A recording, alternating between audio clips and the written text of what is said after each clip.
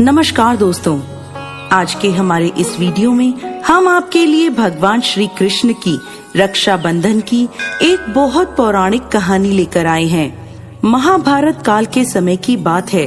भगवान श्री कृष्ण की श्रुति देव नाम की एक चाची थी, जिनके बहुत मन्नतों के बाद शिशुपाल नाम का पुत्र प्राप्त हुआ। लेकिन शिशुपाल जन्म से ही बहुत बीमार रहता था। उसकी बीमारी इतनी बढ़ गई थी कि जल्द ही उसकी मृत्यु हो जाती।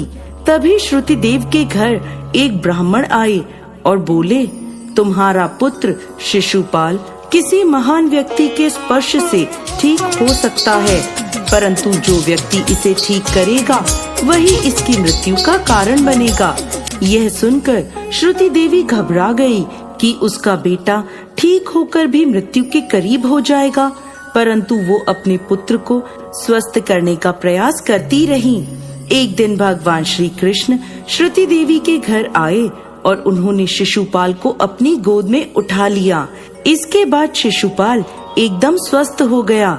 शिशुपाल के ठीक होने की खुशी के साथ ही श्रुति देवी को ये भी डर था कि अब श्री कृष्ण के हाथों ही शिशुपाल की मृत्यु होगी।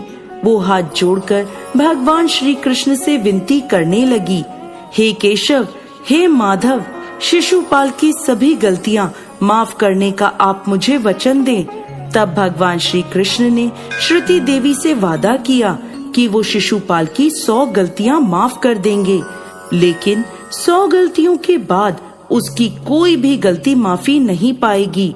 इसके बाद बहुत समय बीत गया। शिशुपाल बड़ा हुआ और एक क्रूर राजा बना। वो अपनी प्रजा पर बहुत जुल्म करता और भगवान श्री कृष्ण को भी अपशब्द कहता था। ना चाहते हुए भी भगवान श्री कृष्ण उसकी सभी गलतियां माफ कर देते थे, परंतु अब शिशुपाल अपनी 100वीं गलती कर चुका था।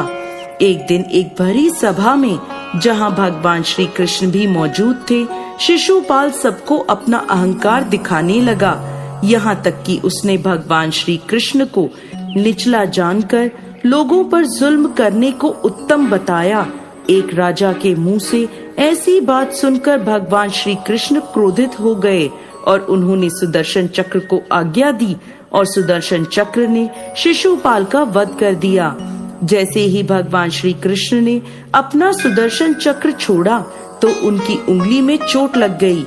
यह देखकर सभी उनके जख्म पर पट्टी बांधने के लिए इधर उधर भागने लगे, परंतु पास ही खड़ी द्रौपदी, जिन्हें भगवान श्री कृष्ण अपनी बहन मानते थे, उन्होंने अपने आंचल का एक कपड़ा फाड़ा और भगवान श्री कृष्ण की उंगली पर बांध दिया। तब भगवान श्री कृष्ण ने इसे बहन का भाई के प्रति स्नेह जानकर उनसे वादा किया कि वो अपनी बहन के द्वारा बांधे गए